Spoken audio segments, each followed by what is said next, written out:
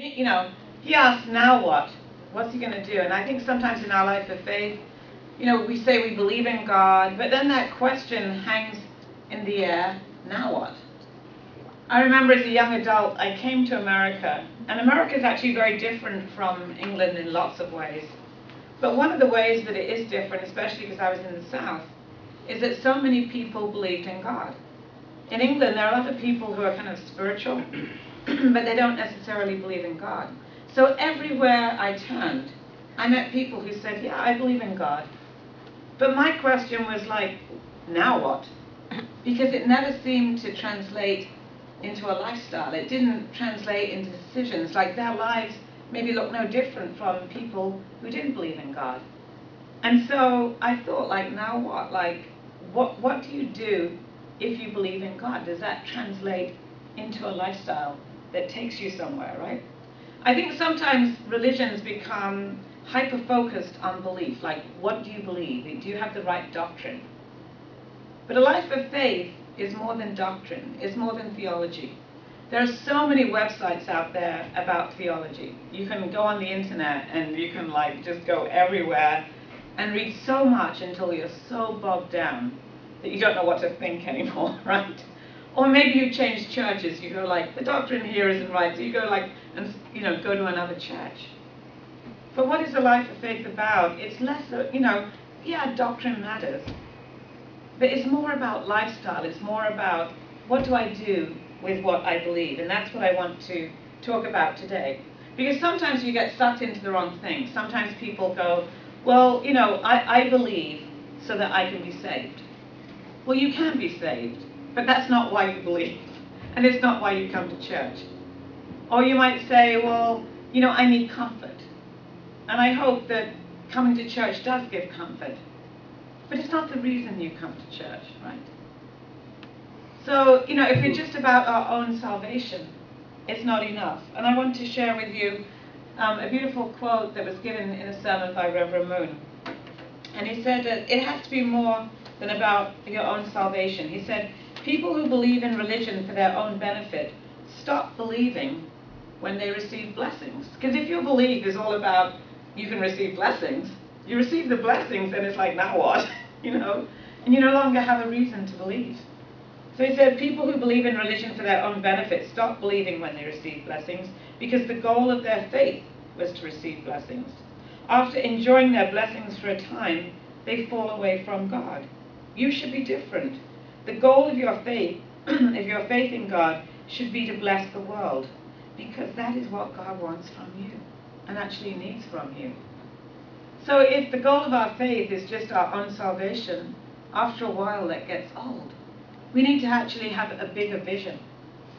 So what could be our vision for our life of faith? Is it just going to be about doctrine?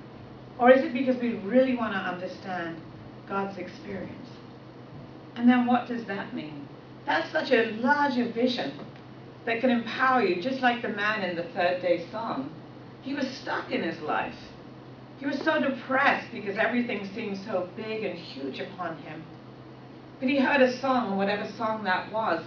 It liberated him because it gave him a much bigger vision. So I think as people of faith, if we're just stuck in doctrine, like I can do this so I can believe and I can get saved, that's such a small vision. But if your vision is to understand the heart of God, to liberate God even, then automatically you're more powerful, right? There's a book by Richard Stearns called The Hole in Our Gospel. And he said it's really important to figure out where you fit in the scheme of things. God's scheme of things is so big. But you've got to find out where you fit. That's what a life of faith is about. Because each one of us can contribute something. We have a portion of responsibility. That's something unique, actually, in the Divine Principle, because it really stresses what's our portion of responsibility. We're not saying God has mapped out every detail of your life. It's all preordained and predestined. No, it's not. Because you have a portion of responsibility. And your life is about connecting to God's story. And then your story, how does that connect into God's story? Because that's what takes you up, beyond the realm that you now live in. You can have a bigger vision, a bigger ideal and hope for this world. So, it's not all about me. I think people tend to be a little bit narcissistic. We all do. I do, right? You think everything's all about you. But actually, it's all about something much bigger. So we have to ask ourselves, well then, what is God's story? Who are the main characters in God's story?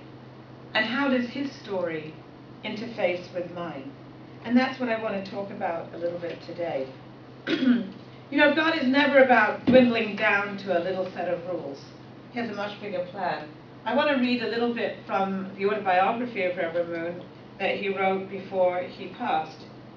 And he said, talking about his own search, there was nothing I could know on my own.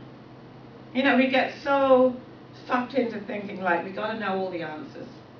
He said, there's nothing I could know on my own, so I took all my questions to God. Now, I bet everybody in this room has a question.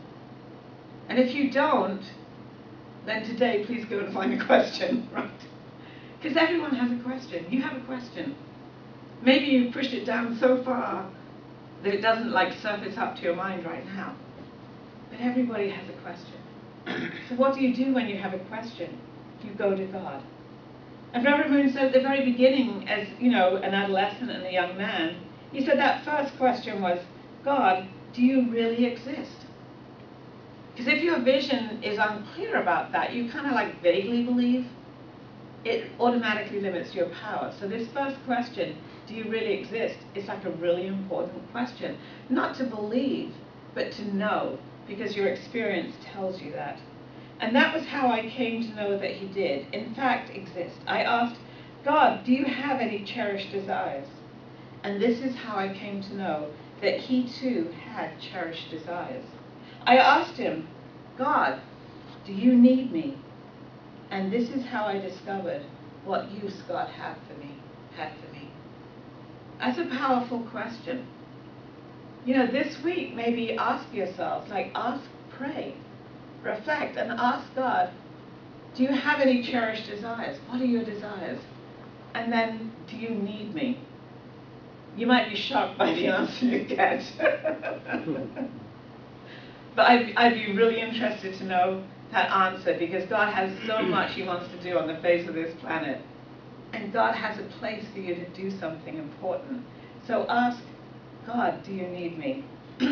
On those days when my prayers and dedication connected to heaven, Jesus appeared to me without fail and conveyed special messages. If I had an earnest desire to know something, Jesus would appear with a gentle expression and give me answers of truth. His words were always on the mark, and they struck a deep chord in my bosom like sharp arrows. These were not mere words. They were revelations about the creation of the universe that opened a whole new door to me. Right?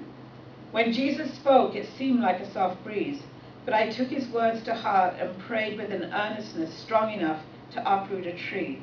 Gradually, I came to a new realization about God's purpose in creating the universe and his principles of creation. Those prayers were really important because they enabled Reverend Moon to feel like, what is God's story?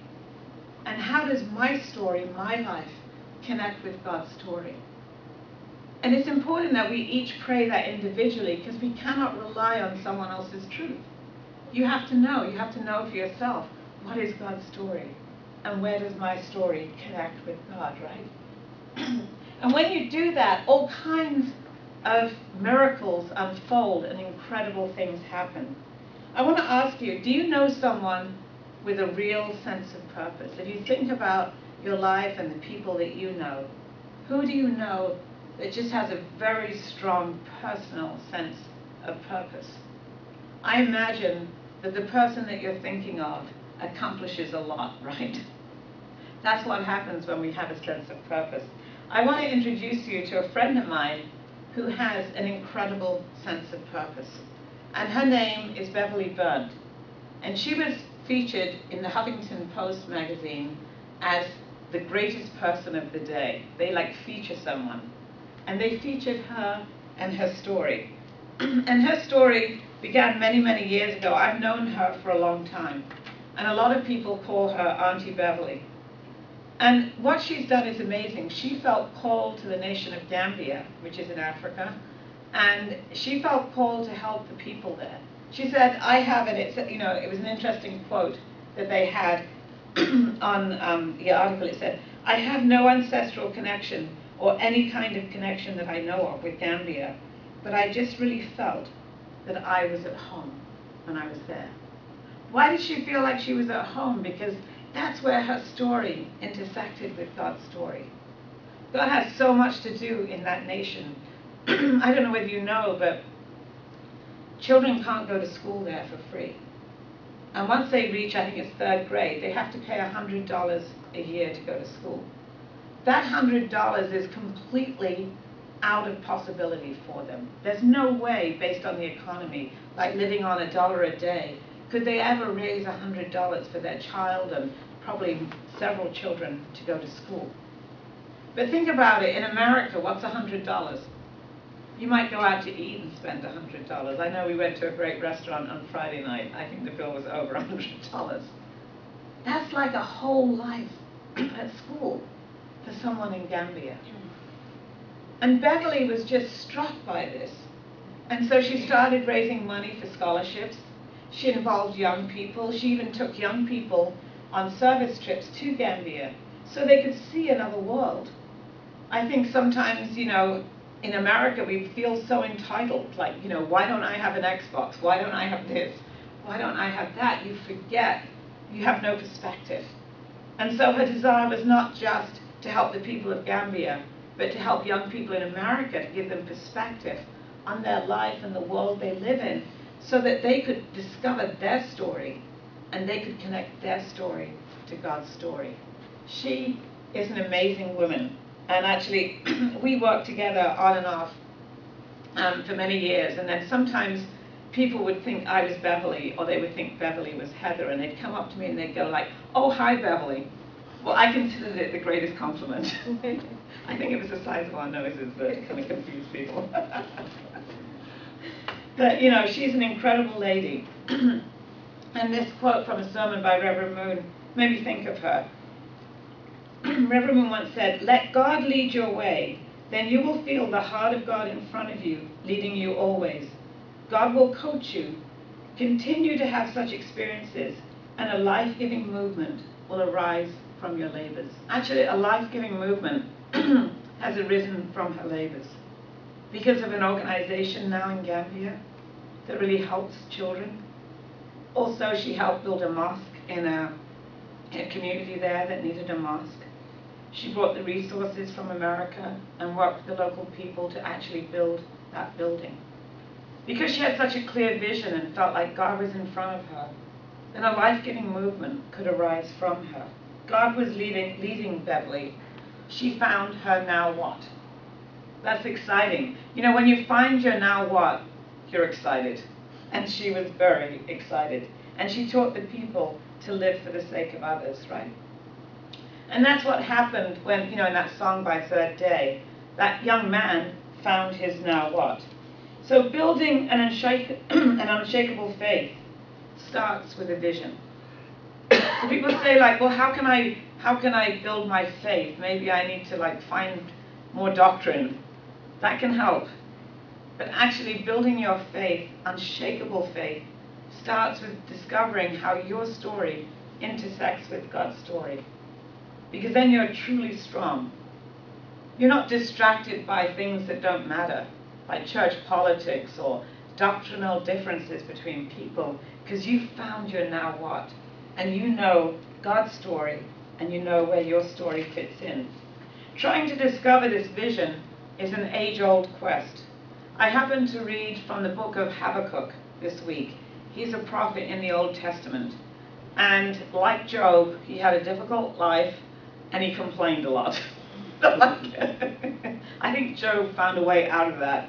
But Habakkuk had a really tough time. It's good that all these people are in the Old Testament, because if you ever feel like, why me? You can just read Habakkuk and then you can feel understood, right? And there was a statement in Habakkuk in the first chapter And you could identify with this. It says, the law has become paralyzed. This is Habakkuk talking to God. There is no justice in the courts. The wicked far outnumber the righteous, so that justice has become perverted. Because the law has no heart. The law is not connected to God's heart, right? So he was so upset. But you could probably say that about today too, right? You could say the wicked far outnumber the righteous, and justice has become perverted. I'm sure a lot of people can identify with that. But actually the Lord replied, he said, I'm doing something in your own day, something you wouldn't believe, even if someone told you about it. So we kind of get stuck in like, everything's terrible, there's no justice, everything's going wrong. But actually the Lord replied and said, wait a minute, actually even if I told you, you wouldn't believe it. He wants people to connect to a vision. And it's interesting because in the next chapter in Habakkuk, it goes on to talk about that. And it talks about writing down a vision on tablets. And you can see how relevant this is today, even though it was written several thousand years ago, because we have tablets still. It says, God says, I will write my answer plainly on tablets so that a runner can carry the correct message to others. This vision is for a future time. It describes the end. It will be fulfilled. If it seems slow in coming, wait patiently, for it will surely take place. It will not be delayed. Look at the proud. They trust in themselves and their lives are crooked. But the righteous will live by their faithfulness to God. So God is saying, like, hang in there. I have something better for the future. This is why we need a vision. Because when you have a vision, you can hang in there. You can become impatient thinking, you know, well, how do all the unrighteous get away with it? God says, hold on, that's not forever, right? He says the righteous will live by their faithfulness to God. So over the next few weeks, I'm going to be talking about faithfulness, about having a life of faith, why you need a life of faith, and what does it mean. Being faithful doesn't mean, you know, you're stuck in the Bible or stuck in Scripture or stuck in a certain belief system. Being faithful means developing a deep relationship with God, knowing God's heart, knowing God's story, asking all the right questions from your own heart so you can connect. Nobody can break that kind of faith. So when people say, well, they lost faith, you know, it's because they lost their connection, their vision. But if you have a deep and profound personal experience with God, it's really hard to become faithless, right? Because it's grounded in who you are. I thought a lot about the importance of vision, especially on Friday.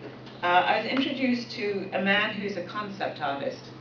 I've never heard of concept artists before. I didn't know what they did. Now I realize I missed my calling in life. I was meant to be a concept artist. But this is what they do. A concept artist is someone in the film industry, at least. And in the film industry, a producer has a script. And in this case, the script was from Ghostbusters. They have a script. They hand the script to a concept artist. Until the artist begins to draw it out, nobody knows what that looks like. It's just words on a page, right? But once the concept artist begins to draw and make worlds and, you know, begins to lay it out, suddenly that script becomes alive. And based on that, now they start to make the scenery and the sets and all the things that go along with that. And I got taken around the studio and got to see all the sets, and it was like mind-blowing. And I realized how important it is to have vision. Because you can take a script, but how do you make a movie out of a script?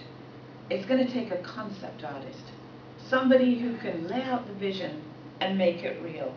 And that's what I realize is that we need in our own lives. We need to be the concept artist of our own life, right? You can make something happen in your life. And strive to realize our ideals through innovative lives. This is the life of faith we must lead. So life of faith isn't about what's written in a book. It's about you struggling with your environment to do something innovative. Beverly Burnt did, and each one of us in this room can do, and that I know has done already, right? So it's less about conforming to doctrine and more about creating an amazing thing. I want to show you an example of an amazing thing that People of Faith did. Okay, and that is our Blessed Culture and Sports Festival. And that's where Ken and his kids and some of the young people in our community are today. So it's 5 days of sports and culture. I mean, it's a big festival. But you know what? It started in Jinquan's mind with a few other people. There was this little committee. They said, what if we just got together? We brought everyone together, because you know what? Like, faith shouldn't just be about church on Sundays. We should be able to, like, manifest it in all kinds of exciting ways. What if we did a sports festival? And so that first year, they just gathered maybe 30 people. And they did it on a soccer field in New Jersey, right? 11 years ago. And it started off like that, but every year it grew. I remember some of our kids used to go down and they used to do homestays with families in New Jersey, and it grew and it grew, and then one time it was like 120 people, and they didn't have enough room in the school that they rented to hold the sports festival. But they never lost hold of this vision of what it could be. And then after starting with sports, they decided, well, we have to add culture, because all of life can be embraced in this big festival that we have. And so they invited artists in, and they started doing ballroom dancing and, you know, singing competitions. And then it became this whole big cultural festival. Right, at UTS today, they had to move to a bigger environment. So they took it to the Unification Theological Seminary in Uptown, New York. That's where they host it now. They have people camping on the grounds in tents and renting rooms or bunks or whatever. So much fun. Over 700 people are there this weekend. But where did that start? It started with an individual saying, we should like manifest who we are. And I put this other picture up because now people invite their friends who don't necessarily belong to our faith community. And one of the things the friends say is like, wow, this is a really different kind of sports festival. Because like, you know, when the game's over, everyone's hugging each other. You know, and they do this lineup and the teams pass each other and they hug each other. But one thing they notice is that there's a different kind of atmosphere. Yeah, on the field, everyone's as tough as anything. Like, you should watch the Frisbee competition. It's brutal. But you know, when the game's over, they're brothers and sisters. That's an expression of our faith community. So they wanted to manifest and make real what is faith. It's not just a set of words that you believe, but it's like how you live. And that was the vision behind the Blessed Culture and the Sports Festival. Last night, I don't know whether any of you saw it, but Joel Osteen had a Night of Hope. He rented a huge football stadium in San Francisco. Thousands of people were there. It went on for 3 hours. They had music and messages. It was like, whoa. I was really impressed that he came on the stage and he said, if you told me I'd be here today 16 years ago, I would never have believed you. Now, I don't know how long Joel Osteen's ministry has been going, but actually he only stepped into ministry when his father died. His father wanted him to take over the church. He said, I didn't really believe I could be a preacher. His wife kept pushing him, yes you can, yes you can. And he did. And he said it's amazing because 28 years ago, yesterday, they were married in San Francisco. Fast forward 28 years, they're speaking to thousands in this huge stadium. Powerful people for God. Because he had a vision. That's what faith is.